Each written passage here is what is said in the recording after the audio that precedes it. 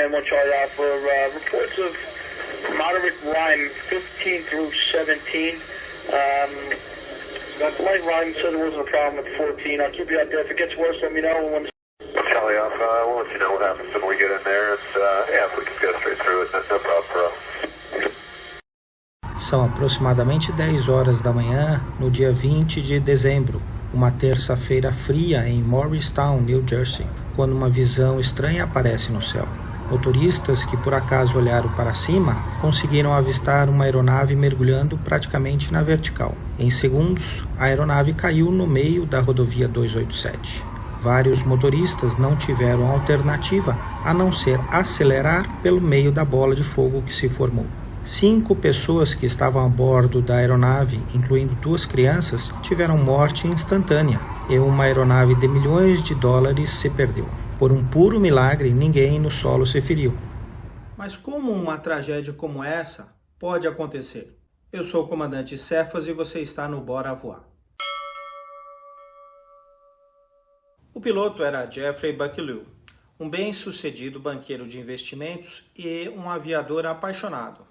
Jeffrey passou toda a sua carreira profissional na cidade de Nova York, começando com cargos na Salomon Brothers e no Chemical Bank, antes de ingressar na Green Hill em 1996. No momento de sua morte, ele era um dos principais executivos da consultoria corporativa na Green Hill. Além de sua carreira de sucesso, Jeffrey era um piloto experiente. Já havia acumulado 1.400 horas de experiência de voo em mais de 10 anos. As evidências sugerem que Jeffrey tinha pelo menos 700 horas de experiência na aeronave do acidente. Ele fazia treinamentos anuais no TBM e havia feito um curso em simulador no mês anterior ao voo do acidente. Naquele dia, ele estava se preparando para uma viagem de férias para passar o Natal com sua esposa Karen, seus 2 filhos pequenos, Jackson e Meriwether, e um amigo de confiança, Rakesh Challa, que também era diretor na Green Hill. Também estava a bordo o cachorro da família.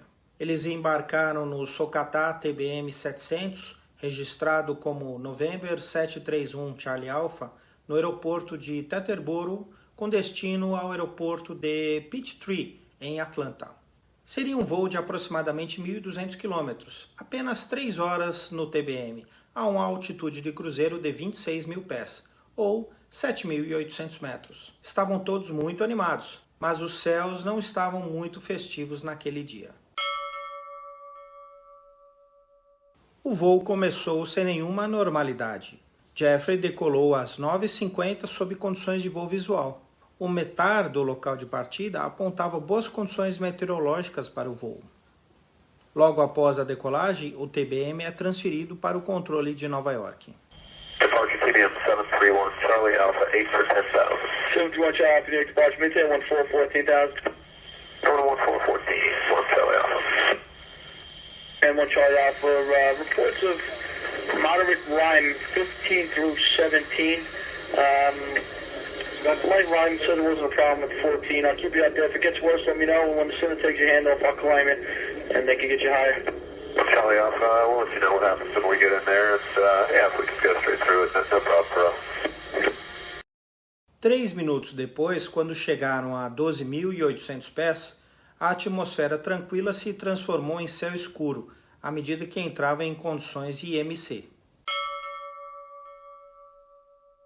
O TBM 700 é uma aeronave de alta performance. Seu motor de 700 cavalos permite uma velocidade de cruzeiro de quase 300 nós, ou 550 km por hora, a uma altitude de 30.000 pés, ou 9.000 metros. É uma aeronave capaz de voar através de condição de gelo moderado, mas não de gelo severo. O Manual de Operações da aeronave recomenda que, em caso de gelo severo, imediatamente solicitar ao controle prioridade para desviar das condições de gelo, porque os equipamentos de proteção contra o gelo podem não ser suficientes.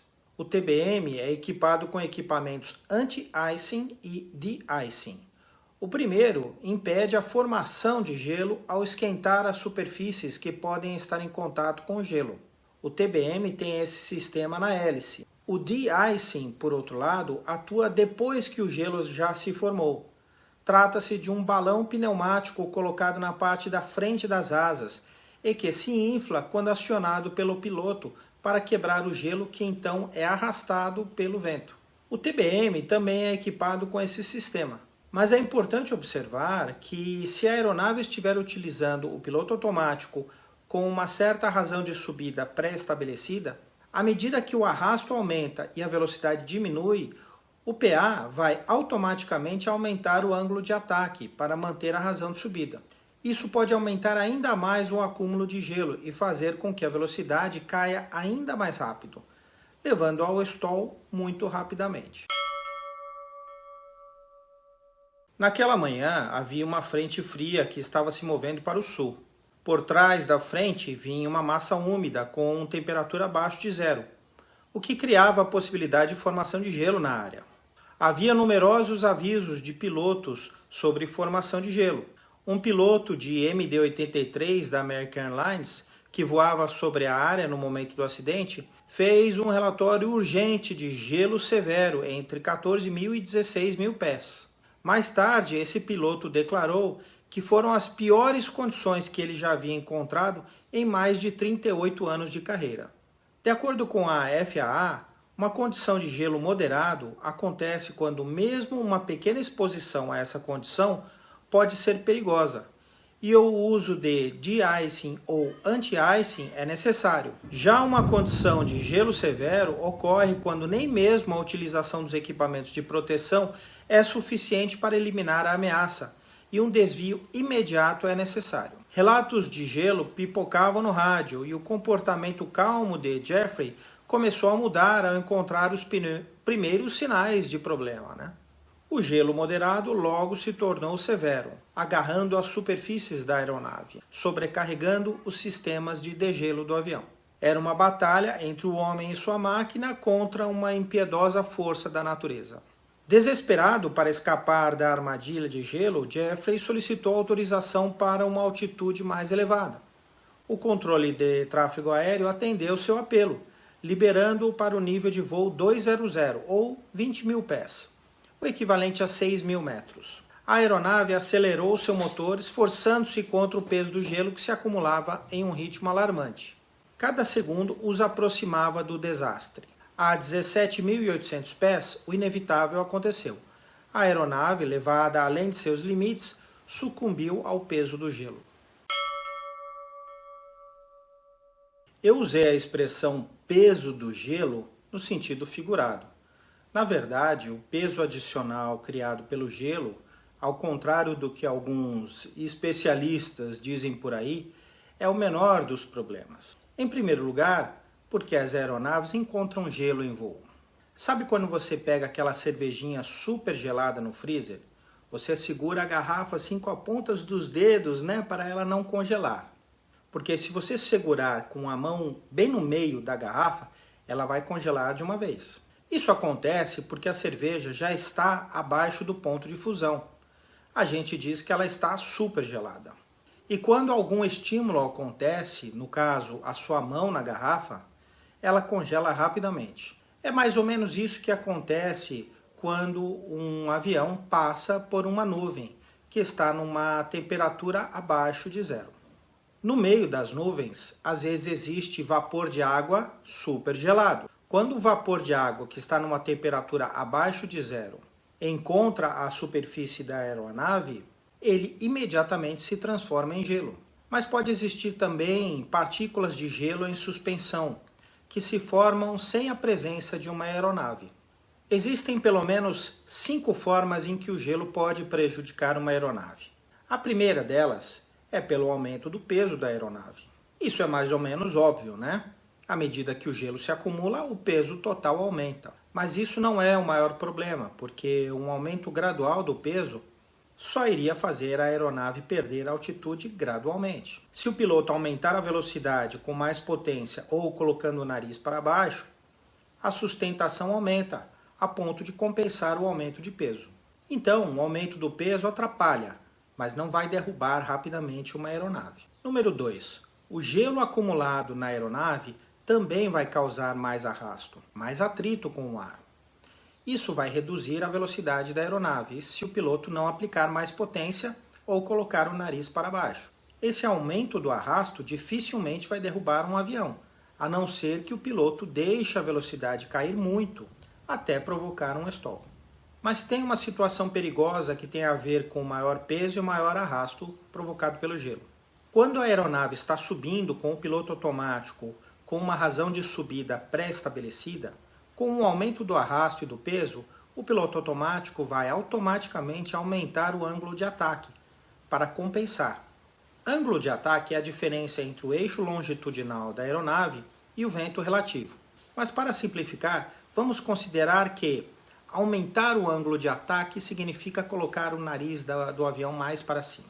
Isso vai colocar uma parte maior da aeronave exposta à formação de gelo, o que aumentará ainda mais o arrasto, reduzindo ainda mais a velocidade, até que o piloto automático se desconecte e a aeronave entre num stall. Se o piloto não estiver atento para isso, pode perder o controle da aeronave no meio de uma condição IMC e pode entrar em um mergulho incontrolável. Número 3. Se existirem pedras de gelo muito grandes, elas também podem causar danos à fuselagem, antenas, palhetas do motor ou até mesmo quebrar um para-brisa. Eu já vi uma aeronave de pequeno porte com o nariz completamente destruído por gelo, porque o piloto confiou no piloto automático para voar dentro de um CB. Esse tipo de gelo também pode causar danos em uma turbina. A propósito, o nome correto é motor a reação, mas por simplicidade eu às vezes uso o termo turbina, que é mais popular. Mas a turbina é apenas uma parte de um motor a reação. Em outro vídeo nós vamos falar sobre isso. As entradas de ar da turbina do TBM têm um separador inercial, que é uma espécie de desvio na entrada do ar para permitir que partículas mais pesadas, como gelo, ou mesmo pedras, sejam jogadas para fora, ao invés de serem ingeridas pelo motor, onde poderiam causar danos às palhetas da turbina. Quando o piloto aciona o separador inercial, que é um procedimento recomendado em caso de condição de gelo, o motor perde um pouco de torque, mas evita que partículas sólidas causem dano ao motor. Número 4. O gelo pode também congelar instrumentos importantes, como o tubo pitot, que indica a velocidade do avião no ar. Esse congelamento foi a causa do acidente com o Air France 447, que caiu no meio do Oceano Atlântico. O gelo entupiu o tubo pitot, causando uma leitura errada da velocidade, o que causou o desligamento do piloto automático. Como os pilotos não conseguiram entender o que estava acontecendo, eles reagiram de forma errada e acabaram por provocar um stall. Número 5. Por fim, o maior dano que o gelo pode provocar em uma aeronave, que pode provocar uma perda de controle imediata, é a alteração do perfil aerodinâmico da asa. Como assim perfil aerodinâmico da asa? Uma asa tem um perfil mais ou menos assim. O vento vem por aqui, ele escorre pela parte superior e pela parte inferior da asa. Este ar que escorre por aqui, ele não pode se descolar dessa superfície aqui, porque se ele se descolar, a asa perde sustentação e a aeronave cai. Então o que acontece quando um gelo se acumula nessa parte aqui da frente? Mais ou menos isso aqui assim. Esse pedaço de gelo vai provocar uma ruptura, um turbilhonamento do ar que passa aqui por cima. O ar vai se descolar dessa superfície superior da asa e a aeronave vai perder sustentação. Geralmente essa perda de sustentação acontece em uma asa antes da outra, e é isso que provoca a perda de controle e a queda em parafuso. Aparentemente foi isso que aconteceu com o ATR da Voepaz que caiu aqui em Vinhedo, mas a gente ainda precisa esperar o relatório final do CENIPA. Às 10 horas e 1 minuto, o TBM está a 16.800 pés e enfrentando gelo. Star 731 Charlie Alpha, I will have higher for you as soon as I can. You will get some light icing there at 17,000. 1 Charlie Alpha, we can confirm that light icing for you. It's light too. Yeah, it's pretty light for now. We've been in here for a little while, and higher when able would be great. Apenas 9 segundos depois, a situação piorou rapidamente e Jeff chama mais uma vez o controle. 731 Charlie Alpha, we're getting a little rattle here. Can we get higher as soon as possible, please? Yes, stand by. Apenas 15 segundos depois, o controle responde. 731 Charlie Alpha, climb and maintain flight level 200. 200 for 1 Charlie Alpha, thank you. Jeffrey havia pedido para subir porque, segundo ele, está ficando um pouquinho agitado por aqui. Não ficou claro se Jeffrey se referia à piora das condições atmosféricas ou ao barulho do gelo na aeronave. A investigação posteriormente identificou que a aeronave estava com a seletora do separador inercial na posição fechada. Isso pode ter feito com que gelo entrasse no motor, causando barulho e vibração. Não foi o motivo da queda, mas serve para ilustrar a complexidade da aeronave que Jeffrey pilotava. Apenas 1 minuto após a última chamada de Jeffrey, quando ele atingiu 17.800 pés, a aeronave subitamente inicia uma curva descoordenada para a esquerda e logo depois um mergulho descontrolado. A aeronave rapidamente ultrapassa seus limites estruturais e a asa direita, além de grande parte da empenagem, são arrancadas. A queda até o impacto com o solo durou aproximadamente 1 minuto. Os momentos finais foram horríveis, uma queda através das nuvens, detritos se espalhando pelo ar e então o horror do impacto violento na rodovia interestadual 287 e da explosão apocalíptica. As chamas consumiram os destroços, os motoristas desviavam desesperadamente para evitar o caos. O inferno era visível a quilômetros de distância. Jeffrey, Karen, seus filhos e Rakesh foram mortos no piscar de olhos. O cachorro da família, seu fiel companheiro, morreu ao lado deles. Às vezes, a experiência mais atrapalha do que ajuda. Ao invés de nos deixar mais alertas, a experiência pode nos levar a uma certa complacência, tanto com relação à nossa própria capacidade, mas também quanto à capacidade da aeronave que pilotamos. O acidente com o November 731 Charlie Alpha é um lembrete de como as coisas acontecem muito rápido na aviação. Dependendo das condições do tempo, pode-se sair de um voo tranquilo para um mergulho incontrolável em questão de segundos, mesmo com uma aeronave de alto desempenho e um piloto experiente. O NTSB rapidamente iniciou uma investigação para determinar a causa do acidente. Os investigadores examinaram meticulosamente os destroços, entrevistaram testemunhas e analisaram os dados do voo. A seção externa da asa direita e várias seções da empenagem, incluindo o estabilizador horizontal e o leme, foram encontradas a cerca de 500 metros do local do acidente, em uma área residencial. Felizmente, nenhuma vítima no solo. A investigação revelou que a aeronave encontrou severas condições de gelo que levaram à perda de controle. O piloto solicitou uma altitude maior para escapar do gelo, mas a aeronave começou a se desintegrar antes de atingir a altitude liberada. No entanto, a assustadora verdade desta tragédia não reside num ato imprevisível da natureza ou em uma falha mecânica, mas num erro de cálculo fatal, um erro do piloto, que selou o destino de todos a bordo. Apesar de vários relatos de gelo, o piloto permaneceu confiante na capacidade do TBM-700 de lidar com as condições. Ao ser avisado sobre a formação de gelo, o piloto respondeu, abre aspas, podemos passar direto por isso, não há problema para nós. O piloto subestimou a gravidade das condições da formação de gelo. Sua fé no sistema de degelo do TBM-700 e na sua habilidade para lidar com a situação continuaram inabaláveis, mesmo quando os céus começaram a contar uma história completamente diferente. Então, qual é a conclusão desse relato? Bem, se você é um piloto, lembre-se de que a confiança é ótima, mas o excesso de confiança pode ser perigoso. Sempre respeite os avisos meteorológicos e relatórios de outros pilotos. Se várias pessoas estão dizendo que está gelado, provavelmente não é o melhor momento para tentar provar que você e a sua aeronave estão preparados para o desafio. Não espere até ficar um pouco agitado para solicitar ajuda. Você e sua aeronave podem ser bons, mas não fazem milagres. Bons voos a todos. Ah, só um lembrete. O voo desse vídeo partiu do aeroporto de Teterboro, que fica em New Jersey, perto de Nova York. Se você quiser saber de um outro voo interessante que partiu de Teterboro, mas teve um final feliz? Não perca esse vídeo aqui do lado. Bora voar?